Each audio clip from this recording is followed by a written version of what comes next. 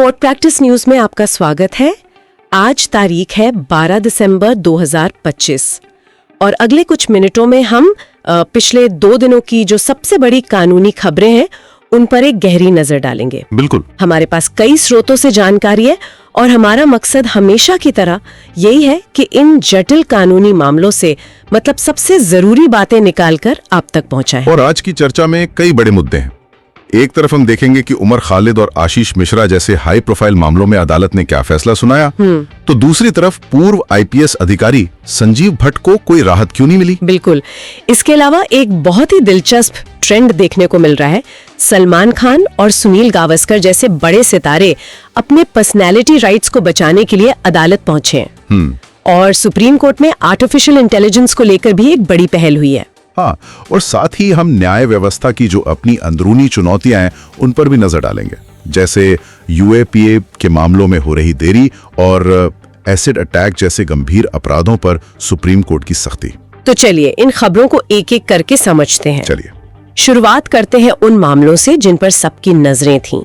दिल्ली की एक अदालत ने 2020 के दिल्ली दंगों के मामले में उमर खालिद को एक बड़ी राहत दी है। हाँ, उन्हें अपनी बहन की शादी में शामिल होने के लिए अंतरिम जमानत दी गई है। 16 दिसंबर से 29 दिसंबर तक के लिए एडिशनल सेशंस जज समीर बाजपेयी ने यह आदेश दिया। देखिए, यहाँ ये समझना जरूरी है कि ये एक अंतरिम जमानत है जो मानवीय आधार पर एक खास मकसद मतलब शादी के लिए दी गई है। ये मामले के मेरिट पर कोई फैसला नहीं है।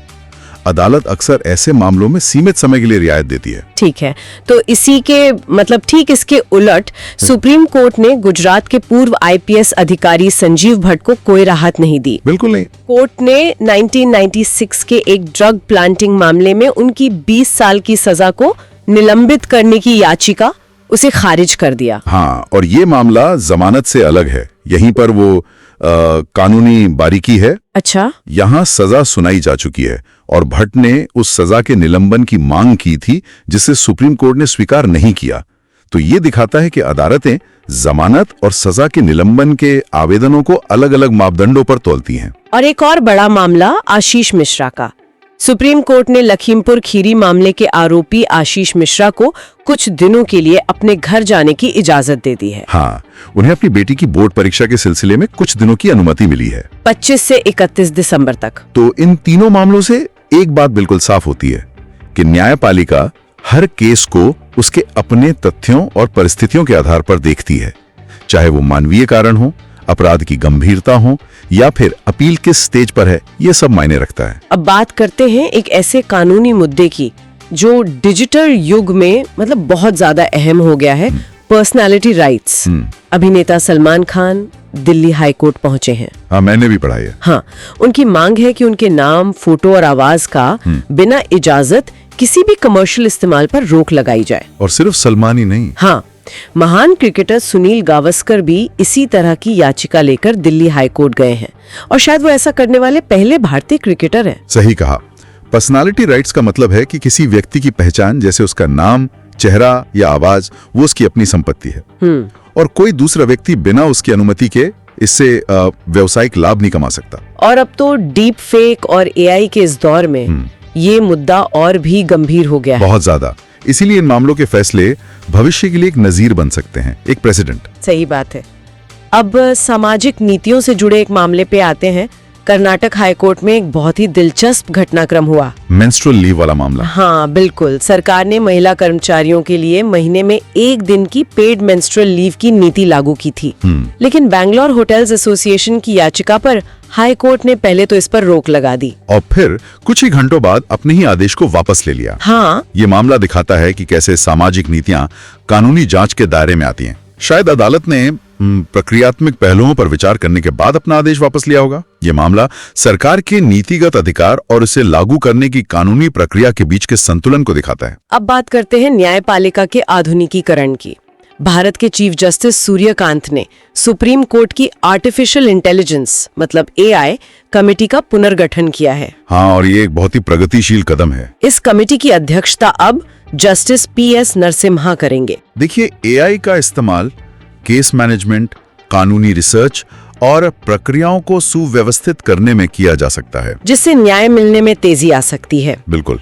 हालांकि इसमें डेटा सुरक्षा और एल्गोरिथम के बायस मतलब पूर्वाग्रह जैसी चुनौतियां भी हैं जिन पर इस कमेटी को ध्यान देना ही होगा। और ये बहुत दिलचस्प है कि तकनीक के साथ साथ सुप्रीम कोर्ट व्यवस्था की पुरानी समस्याओं पर भी ध्यान दे रहा है।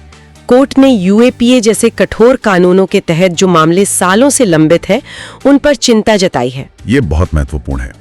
सुप्रीम कोर्ट ने सभी हाई कोर्ट के चीफ जस्टिस को निर्देश दिया है कि वे अपने राज्यों में लंबित यूएपीए मामलों की समीक्षा करें और उनमें तेजी लाएं। ये इतना जरूरी क्यों है? क्योंकि यूएपीए के तहत जमानत मिलना बहुत मुश्किल होता है और मुकदमे सालों तक चलते हैं। तो आरोपी जेल में ही रहते हैं? हाँ, सालों साल। सुप्रीम कोर्ट का यह निर्देश स्पीडी ट्रायल यानी त्वरित सुनवाई के मौलिक अधिकार को सुनिश्चित करने की दिशा में एक बहुत बड़ा कदम है। और इसी तरह की सख्ती एसिड अटैक के मामलों में भी दिखी है। सुप्रीम कोर्ट ने जम्मू कश्मीर में एसिड अटैक के सभी मामलों की सुनवाई फास्ट ट्रैक करने का आदेश दिया है और इसे समाज के लिए खतरा बताया है। सही बात है। ये दोनों निर्देश दिखाते हैं कि शीर्ष अदालत केवल अलग-अलग मामलों पर ही नहीं बल्कि पूरी न्याय व्यवस्था को प्रभावित करने वाले जो प्रणालीगत मुद्दे हैं, जैसे कि देरी, देरी और गंभीर अपराधों के प्रति संवेदनशीलता, इन सब पर भी ध्यान केंद्रित कर रही हैं। चलिए अब कुछ और अहम कानूनी खबरों पर एक नजर डालते हैं। गोवा के नाइट क्लब में आग लगने की जो दुखद घटना हुई थी, उसके बाद से फरार चल रहे हैं मालिकों गौरव और सौरव लूथरा को दिल्ली की एक अदालत ने अग्रिम जमानत देने से इनकार कर दिया है। और ये फैसला जवाबदेही तय करने की दिशा में एक सख्त संदेश देता है। भले ही वो कहते रहें कि वो रोज का काम नहीं देखते थे, लेकिन मालिक होने के नाते जिम्मेदारी तो उनकी बनती है। एक बड़ी खबर भगोड़े हीरा कारोबारी मेहुल चोकसी से भी जुड़ी है। बेल्जियम के सुप्रीम कोर्ट ने उसकी प्रत्यर्पण के खिलाफ अपील खारिज कर दी है। तो अब उसे भारत लाने का रास्ता साफ हो गया है। बिल्कुल। ये अंतर्राष्ट्रीय कानूनी सहयोग का एक अच्छा उदाहरण है।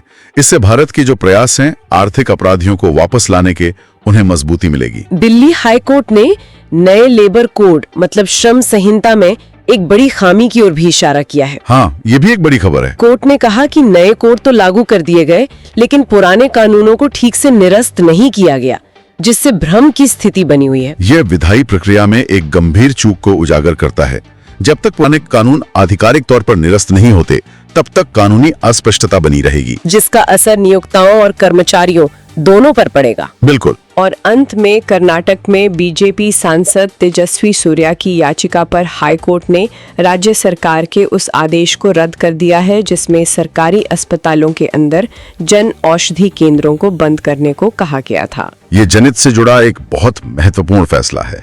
इसमें अदालत ने सस्ती दवाओं तक लोगों की पहुंच को प्राथमिकता दी है। तो आज की इस पड़ताल से ये साफ है कि पिछले 2 दिनों में भारतीय अदालतों में कितनी हलचल रही। हाई प्रोफाइल मामलों में अलग अलग फैसलों से लेकर पर्सनालिटी राइट्स जैसे नए कानूनी सिद्धांतों के उभरने तक। बिल्कुल।